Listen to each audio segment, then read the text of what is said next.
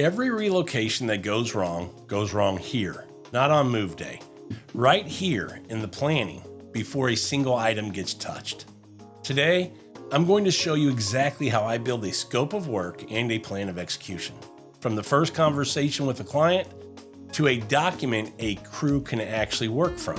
If you're planning a move and you skip this step, you're not planning, you're guessing.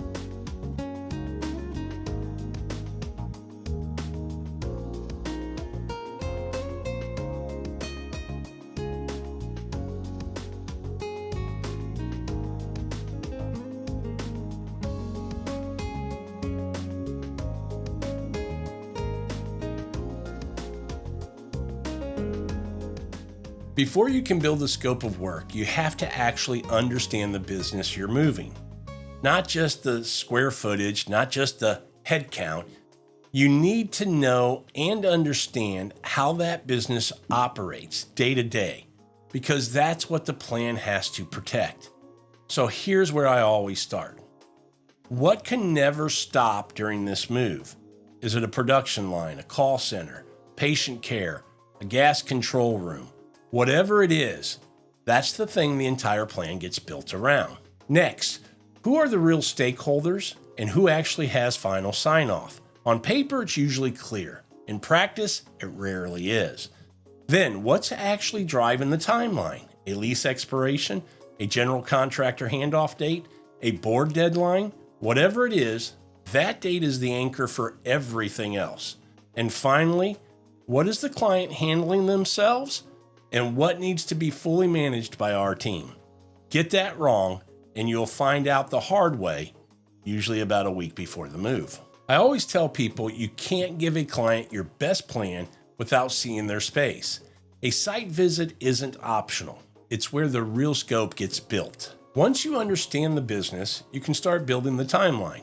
And here's the part most people get backwards, literally. You don't build a timeline forward from today. You build it backward from the deadline that can't move. Start with the true hard dates: lease expiration, general contractor completion date, occupancy date. Those aren't negotiable. They're fixed points. We start with move week, pre-move preparation, furniture and IT installation, decommission planning. Each phase gets slotted in based on what has to happen before the deadline, not based on when it feels convenient to start. Here's the trap. I see this constantly. A client hands you a timeline based on when they want to move, not what the project actually requires. And when that happens, you don't just say no. You show them why it doesn't work, and then you give them the timeline that actually does. Now here's the part almost nobody talks about, and it's the detail that derails more move dates than just about anything else. Building access and site logistics.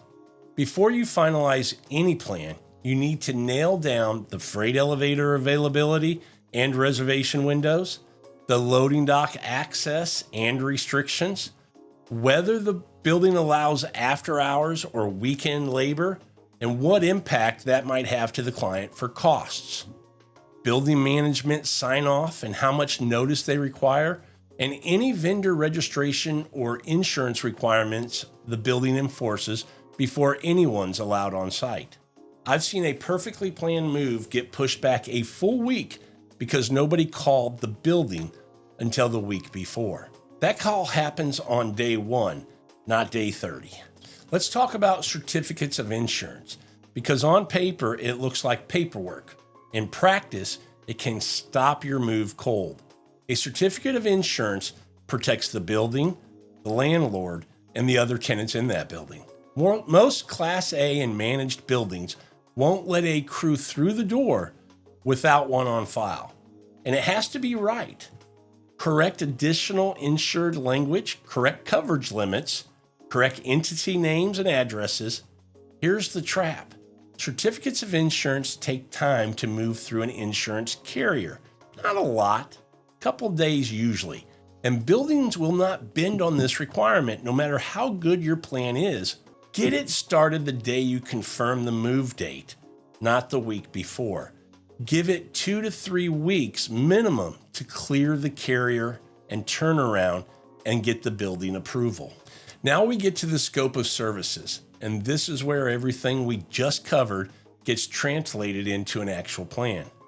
Every scope decision I make gets run through 3 priorities, always in this order. First, safety of people, of property, and of equipment. No exceptions there. Second, minimizing business disruption. The client keeps operating. The move works around them, not the other way around. Third, efficiency and cost effectiveness. The right sequence protects the budget better than a low bid ever will. Now here's the natural order most full scope projects will follow. Pre-move preparation, labeling, employee prep, purge and donation planning, technology infrastructure going into the new space, furniture installation at the new space, pre-move prep back at the origin location, disassembly, disconnects, things like this. Then we get to the physical move itself, post-move setup and reconnect, and finally the decommission of the origin space. Notice, decommission is last, not first. You can't patch and paint a space that's still full of furniture. That sequence isn't arbitrary. Every phase depends on the one that came before it. The scope tells you what needs to happen. The plan of execution tells you when, who, and how. A real plan of execution includes specific dates for every phase, not date ranges. Crew composition for each activity, a clear division of responsibility so everyone knows what the client handles and what our team handles. Dependencies flagged explicitly like furniture install, can't start until the general contractor clears the floor, and access requirements built directly into the schedule, not treated as a side note. A scope of work tells a client what's going to happen. A plan of execution is what your crew actually runs the move on. If it's vague, if it's not a plan, it's just a hope. That's the process, start to finish, from understanding what the client actually needs all the way to a plan a crew can execute without guessing. Most of what makes a relocation fail happens right here before anyone touches an item. Get this part right, and the move itself goes a lot easier. I built a free commercial relocation blueprint checklist that walks through every phase of this. Links in the description. If you've got a project coming up, subscribe, because the next episode, we go into IT and AV cutover, which is where the second most common disasters happen. Thanks for watching. I am Rob, and we will see you all in the next one.